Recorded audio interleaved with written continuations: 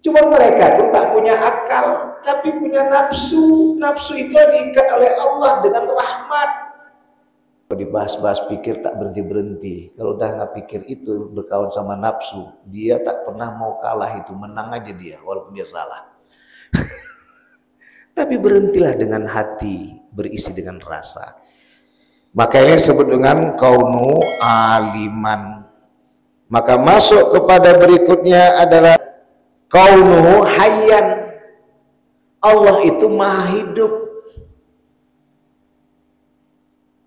Maha hidup. Karena maha hidupnya itulah tadi dia bisa menanggulangi mana-mana hambanya yang tak taat kepada Allah. Mana-mana yang ciptaannya berupa jin dan manusia yang tak menuhankan Allah, dia masih bisa bijaksana dengan mereka. Kenapa? 1% rahmat tadi. Jin dan manusia yang harusnya menyembah Allah, menuhankan Allah dan menyembahnya, beribadah atas perintah Allah, meninggalkan larangannya, tapi dia tidak mengakui Allah sebagai Tuhan dan tidak menyembahnya. Tapi Allah tidak sakit hati, tetap hidup. Maka disebut maha hidup. Awak yang agak mati sedikit. Maka udah kadang kita sakit hati itu stop. Kajian kita kemarin, cepat ke ilham, jangan sampai khawatir itu tadi dibisikkan oleh syaitan. Yuwaswisu fi sudurin nas.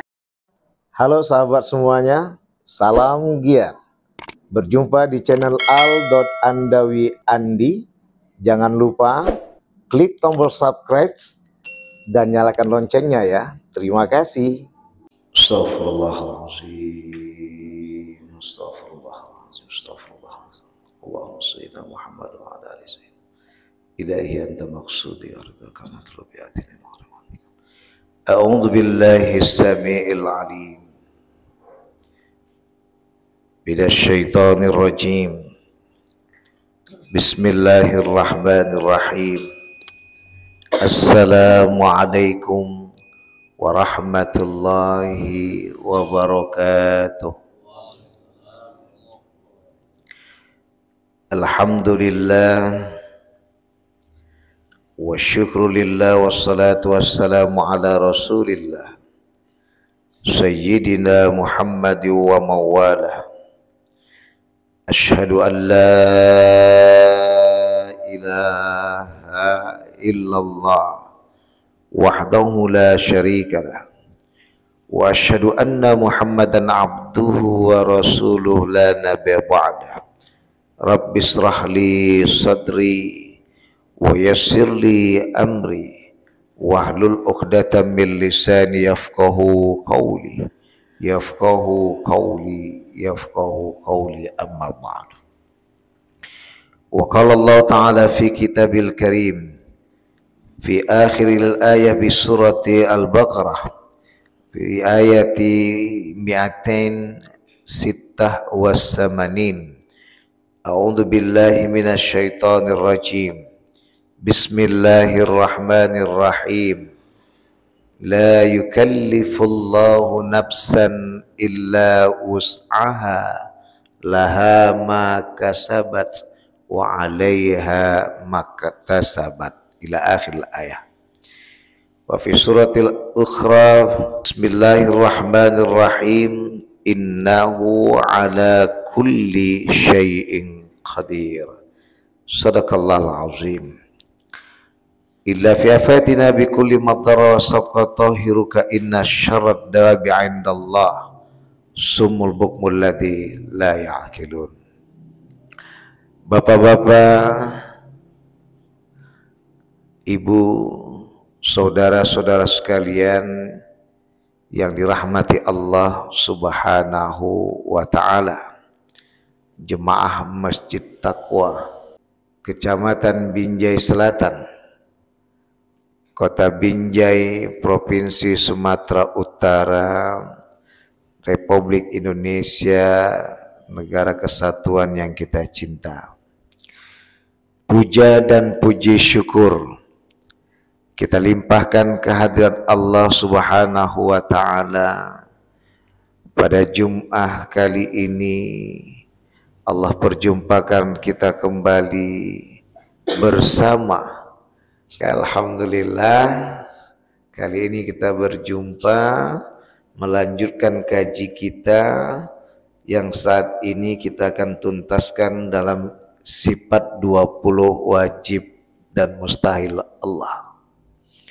Di samping nanti kita kaitkan juga dengan ma'nawiyah surat Al-Baqarah 286 bersama guru kita nanti tafsir Ibnu Katsir. Bapak-bapak, ibu, saudara-saudara sekalian yang dirahmati Allah Subhanahu wa taala. Setelah kita bahas kemarin dengan kalam, artinya adalah bincangan Allah, firman Allah, bahwa Allah itu berbincang Ustaz di hati kita, berbincang di akal kita, berbincang di perasaan kita, berbincang di pikiran kita. Zikir dan pikir ini kalau telah menerima kalamullah, maka kewahyuan itu tak akan bisa dinomorduakan dia. Maka di saat itu yang kita kembali adalah rasa yang penuh kenikmatan,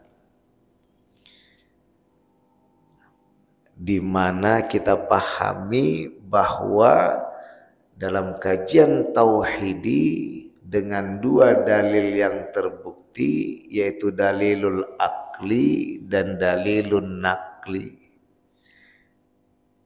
Maka ketika berbicara nakli, dia berbicara di hati rasa. Ketika dia berbicara di akli, dia berbicara di akal pikirannya. Tapi kalau sudah hanya berhenti di akal pikiran saja, tak pernah kita kaitkan dengan rasa, maka di saat itu nafsu yang akan berbicara. Cemana kita menerima kalamullah. Di dunia intelektual, tak usah saya sebutkan kawasannya, masalah kejadian bencana dan gempa yang lalu itu dikaitkan dengan kausalitas, hubungan sebab akibat, dan ini kajian ateis yang menuhankan kepada sains. Tapi ketika saintifik lainnya yang tidak kepada ateis tapi masing-masing punya penuhanan Tuhan yang dia tuhankan, maka dia akan sadar itu bahwa semua itu adalah kewahyuan Allah yang kita dapat dari firman Allah. Kalau Islam berbicara seperti itu, kalau mereka mungkin ngomongnya doktrin agama yang tak bisa dibantah. Tapi kita kembali kepada kewahyuan adalah kita pahami bahwa Allah yang pertama adalah Tuhan, sebab Tuhannya yang kedua adalah pencipta langit dan bumi, dan dia juga adalah pemelihara langit dan bumi, dan dia kuasa atas segala sesuatu. Makanya kita tuhankan Allah. Kalau tiada kuasa Allah, ngapain kita tuhankan Allah? Jadi memang kalau itulah hubungan sebab akibat terjadinya gempa dan bencana, memang sudah alam dengan hukumnya.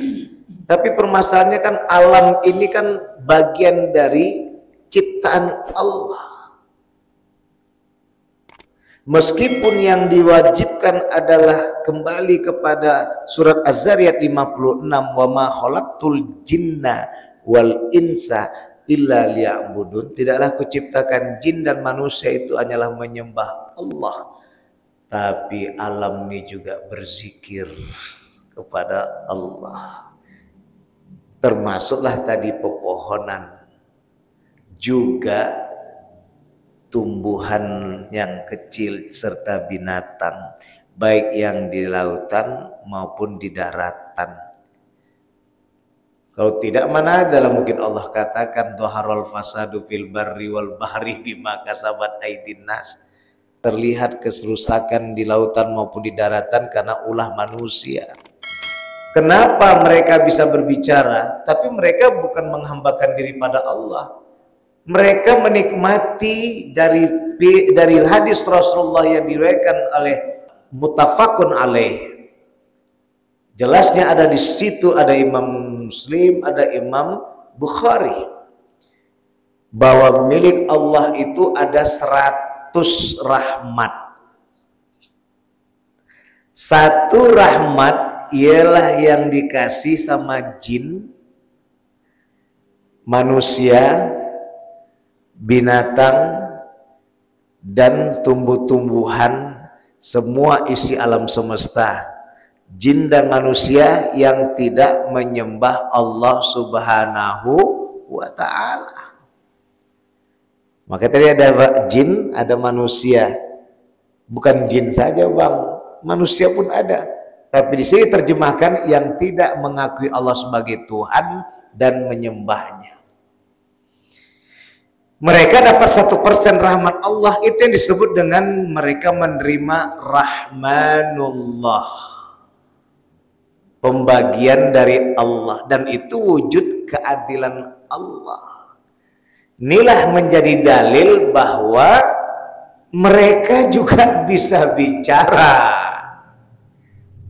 karena untuk kebutuhan mereka yang dikenal dalam bahasa hewannya adalah insting.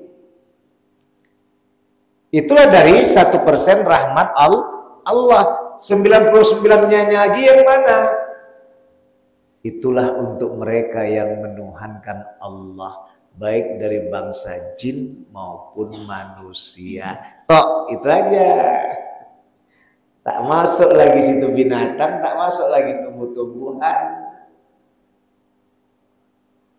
Nah, inilah kadang kawan-kawan yang tidak masuk pada kategori kajian Al-Quran dan hadis di kalangan intelektual tadi.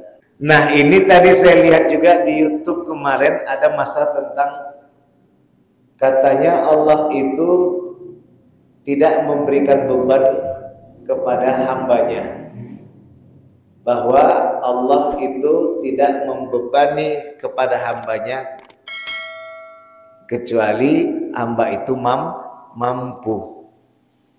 Tapi mengapa terbebani juga? Nah, ini nanti kita akan bahas. Sebelum ini kita bahas, kita tuntaskan dulu 6 sifat wajib Allah nih. Simple. Yang pertama adalah yang ke-14 tadi, Allah Ta'ala itu wajib kaunuhu qadiron. Adanya Allah itu maha kuasa. Tuh yang pertama, alias nomor 14. Yang kedua, Allah itu maha menghendaki muridan. Kayak mana kita berkehendak, lebih berkehendak lagi Allah. Maka ada kajian itu Ustaz. Baik menurut kita, belum tentu baik menurut Allah. Ayat yang lain Ustaz, bisa jadi baik menurut kita, buruk menurut Allah. Karena batasan kita belum koridor maha. Bisa saja hanya terhenti dari nafsu. Kalau sudah hanya terhenti kepada rasa alias hati, dia akan berkata, Inna lillahi wa inna ilaihi raji'un. Kita semua milik Allah, kembali kepada Allah, yang diawali dengan la haula wala quwwata illa billah. Tiada daya dan kuasa kecuali Allah yang punya daya dan kuasa. Siapapun yang terpilih sekarang wali kotanya, gubernurnya, mainkan kaji kita. Yang pertama, innalillah wa inna ilaihi raji'un. Yang kalah tetap mengatakan itu milik Allah, balikkan pada Allah. Yang menang tetap berenung diri, itu milik Allah, balikkan kepada Allah pertama. Yang kedua, tiada daya dan kuasa kecuali daya dan kuasa itu milik Allah. Artinya memang Allah berdayakan dan kuasakan. Bisa jadi nanti kita jawab laha maka sabat wa alaiha maktasabat. Baik yang kau lakukan, pahala yang kau dapat. Buruk yang kau kerjakan, siksa yang kau dapat. Gitu dia. Nanti kita akan kupas. Jadi yang 15 tadi, Allah tuh maha murid, maha berkehendak. Tertutupnya kaji semua ini adalah dikala kita masuk kupasan, sadar kita menghubungkan surat Al-A'raf ayat 172, manakala terjadinya kontrakan kita dengan Allah, teken kontrak. Alastu birabbikum qalu bala syahidna. Apakah aku ini Tuhanmu? Berkatalah mereka semua, benar ya Allah, kami bersaksi Engkau Tuhan kami. Itu dia. Tidak ada lagi tujuan kita diciptakan di muka bumi ini kecuali untuk menyembah Allah. Tapi mana kaji menyembah Allah nih? Tujuannya untuk bisa stabil kita melangsungkan kegiatan aktivitas di dunia. Agar apa?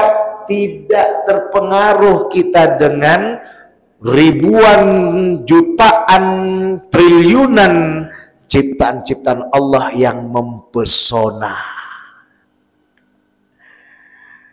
membuat kita terpesona hingga kita bisa menyatakan ciptaan Allah itu tadi Tuhan yang lain selain Allah. Maya dia harta dan tahta.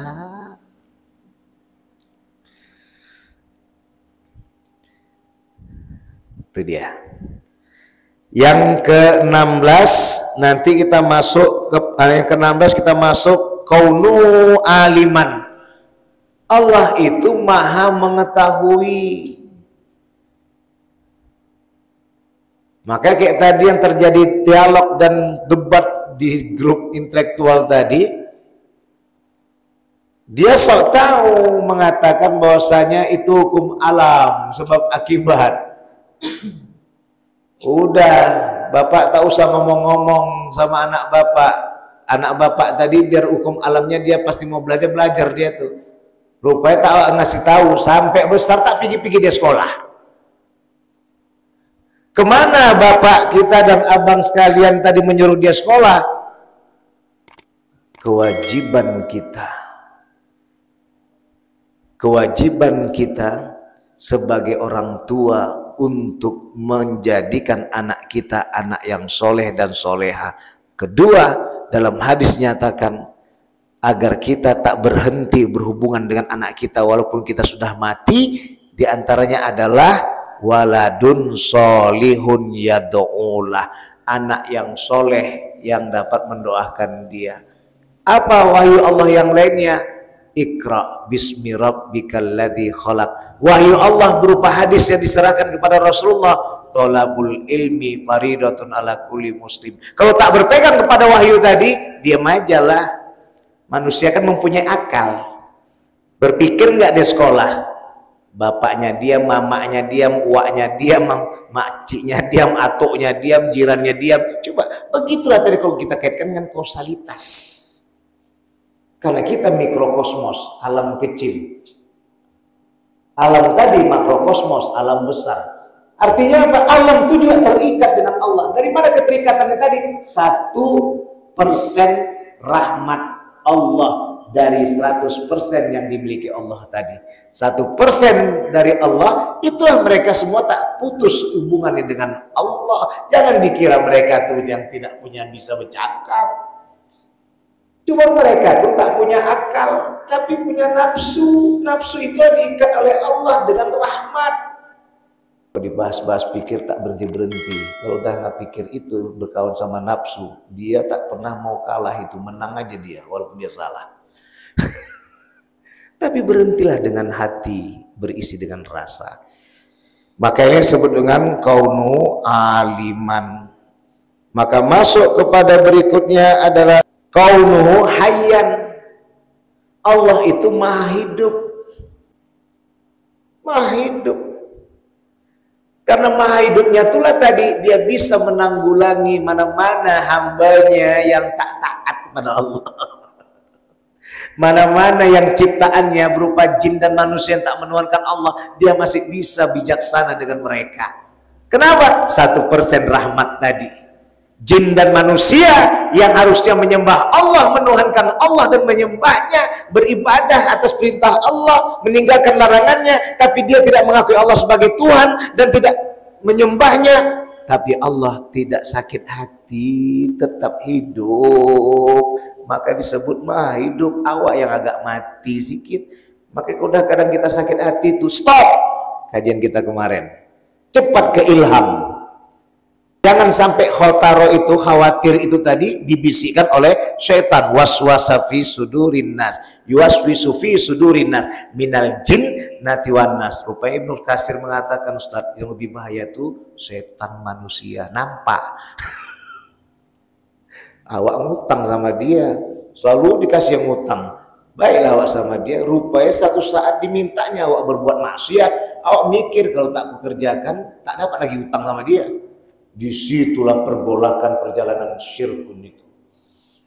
Maka dibilang yang berbahaya itu, kata Ibnu Katsir dalam tafsirnya, setan manusia itulah yang takut jabatannya tak dapat, tahu dia kawan itu salah, pilih juga lah misalnya, tahu dia kawan itu salah, diikuti juga lah berbuat maksiat, nanti tak dapat utang dia.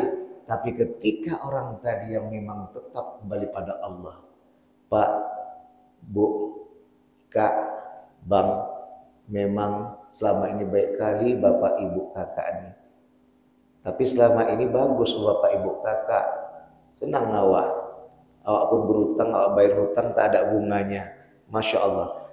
Ini sekarang nih tiba-tiba tak bagus pula, Bapak Ibu suruh saya untuk menghantam orang lain itu pun tidak ada dosa, tak berdosa saja suruh ngantam tak boleh, apalagi ada dosanya. Biarlah saya tak Bapak kasih lagi hutang, karena saya sayang sama Bapak. Kalau saya ikuti kata Bapak, berarti saya telah menjerumuskan orang baik selama ini yang mengutangi saya. Begitu kalau orang yang takut pada Allah. Ini kadang tidak, kalau tidak selemah-lemahnya jadi munafik gitu kan. Bapak dan Ibu yang dirahmati oleh Allah, masuk ya kaunu sami'an. Yang ke-18, Allah itu maha mendengar. Allah itu maha mendengar. Jangan pernah kita tidak berbincang dengan Allah. Bisikkanlah, ungkapkanlah. Tapi yang harus dipahami di sini, jangan sampai terbisik tak bagus-bagus. Allah pun maha mendengar di hati dan di akal kita walaupun tak tersebut. Wa kaunuhu basiran, Allah tuh maha melihat. Berondok dimanapun kita, tetap Allah tuh tahu. Walaupun kita katakan sudah tertutup rapat, lampu gelap, Allah tuh melihat. Artinya tak terbersit sedikit pun niat buruk yang ingin kita kerjakan. Kalaupun terniat waktu itu, cepat istighfar. Yang terakhir ke-20, kaunuhu mutakalliman. Allah itu maha berfirman. Artinya firman yang disampaikan itu gak ada yang disebut kadaluarsa seperti dikatakan oleh Bang Ade Armando. Semoga Allah memberi petunjuk kepada Bang Ade Armando, amin ya robbal. Gitu Bang Ade Armando ya, mana tahu main-main ke YouTube saya sayang sama abang. Gak ada kadaluarsa Bang, maka seketkan tadi tentang kausalitas. Ya, orang aja di Eropa Barat tuh dari ahli ilmuwan aja setelah jumpa Al-Quran masuk Islam kok. Masa kita bilangkan Quran tadi kadaluarsa. Bapak dan Ibu yang dimuliakan oleh Allah, masuk kaji penutup kita adalah Surah Al-Baqarah 286 tadi, awal ayat 286, Allah tak memberikan beban kepada hambanya kecuali hamba tadi mampu. Di mana letak kemampuan tadi itu, Ustaz? Letak kemampuan tadi itu, Bapak, Abang dan Ibu, adalah pertama, dikala kita menyadari bahwa kita ini diciptakan adalah untuk menuhankan Allah dan menyembahnya dengan melaksanakan ibadah yang diperintahkannya dan meninggalkan larangan yang dilarangnya. Apa tujuannya itu? Tujuannya biar bapak dan ibu langgeng mengerjakan aktivitas kehidupan. Nggak ada mikiri harta mau disiapkan 7 keturunan. Nggak ada diharapkan biar derajat ini semua menjadi wali kota, gubernur, 7 keturunan, apalagi presiden. Sampai lupa bahwasanya hatta zurtumul maqabir, sampai kita menyinggahi kuburan. Disitulah kenapa tadi yang pertama kita menyadari bahwa kita diciptakan adalah menuhankan Allah, maka memudahkan kita menghadapi suasana hidup ini dengan triliunan bentuk ciptaan Allah yang mempesona, membuat kita terpesona. Maaf cakap, kalau sering kita nonton di salah satu medsos, ada notifikasi videonya Ustadz, itu ada suatu daerah negara yang asik bahas tentang kekayaan saja, sampai-sampai ayahnya kandung pun dibunuhnya, adik kandung pun dibunuhnya, mak kandung pun diusirnya. Itulah dia. Jadi bagaimana kajiannya? Inilah tadi. Yang kedua adalah Allah mengatakan kita itu mampu karena apa? Yang pertama tadi bahwasanya Allah itu adalah kita tuhankan. Yang kedua adalah bahwasanya kita tahu bahwa Allah itulah yang punya kuasa atas segala sesuatu. Ya. Pemahaman kita itu ditempatkan dengan menyadari bahwa semua ini kembali kepada kekuasaan Allah. Tiada kuasa harta itu, tiada kuasa tahta itu. Makasih saya katakan tadi, kita sendiri yang memberi beban pada diri kita. Harta dan tahta itulah penyebabnya. Sehingga harta itu ketika tiada, itu akan terjadilah kita terbebani. Parah kalilah hidupku nih, nggak pernah kaya aku. Parah kalilah hidupku nih, tak pernah punya jabatan aku. Kenapa terbeban itu? Karena kita menuhankan harta dan tahta itu. Tapi kalau kita menuhankan Allah Subhanahu wa Ta'ala, alah apalah harta tu, tahta tu, udahnya aku berusaha. Belum kata Allah. Ada beban? Tiada. Tiada beban itu. Nah, di situ disebabkan apa? Karena kurangnya ketergantungan kita, bahkan hilangnya ketergantungan kita dan keyakinan kita kepada Allah. Maka itu menjadi beban. Ini kan yang ditanyakan di YouTube semalam ini kan gara-gara apa? Gak punya harta jadi beban. Maka ini kembali kepada innalillah wa inna ilaihi rajiun. Pulangkan semua pada Allah dan la haula wa la quwata illa billah. Daya dan kuasa hanya milik Allah. Kemudian saya katakan juga, ketika dia memperoleh keyakinan dan ketergantungan lebih, maka di saat itu dia tidak pernah terbebani hidupnya. Kaya dia, alhamdulillah, tak ada sombong dia, tak sombong dia. Bejabat dia, alhamdulillah, tak sombong dia, karena dia tahu itu semua amanah dari Allah, tidak akan pernah jadi beban. Tak akan saya dukung Bapak kalau Bapak tak dengarkan cakap saya, tak akan saya kasih Bapak dana dan saya tidak menjadi donatur lagi di daerah ini. Kalau buruk yang Bapak minta saya berbuat, Bapak stop Undana tuh nggak apa-apa. Saya yakin rakyat saya mendukung saya. Gitu harusnya. Ini kadang jadi beban saya. Nanti diserangnya saya. Kalau kita semua bergabung satu negara ini, mana yang tak bisa diusir? Usir, apalagi sendirian. Bapak dan Ibu yang dirahmati oleh Allah, inilah kajian kita tentang bahwa tak ada beban sesungguhnya kecuali hamba itu mampu. Maka letak kemampuan itulah yang buat kita laha maka sabat. Bagimulah kebaikan itu dan dapat pahala. Mana pahala tadi? Dikala bahagia, tidak sombong karena tahu bersyukur. Punya harta, punya tahta, dia tahu bersyukur, tak sombong dia. Dikala derita, tak ada harta, tak ada tahta, tidak putus asa. Kenapa? Karena dia pulangkan semua pada Allah. Dia jalani semua. Karena udah masuk akal. Karena nanti meninggal aku cuman kapan ya di badanku. 1 kali 2-nya mestiku. Itu pun tanah wakaf aku ditinggalkan situ. Utamakan dunia itu untuk yang hidup. Maka yang mati itu dibuatlah menjadi satu. Baik Bapak dan Ibu yang dimuliakan oleh Allah, mudah-mudahan kajian ini meningkatkan pemahaman akidah dan tauhid kita.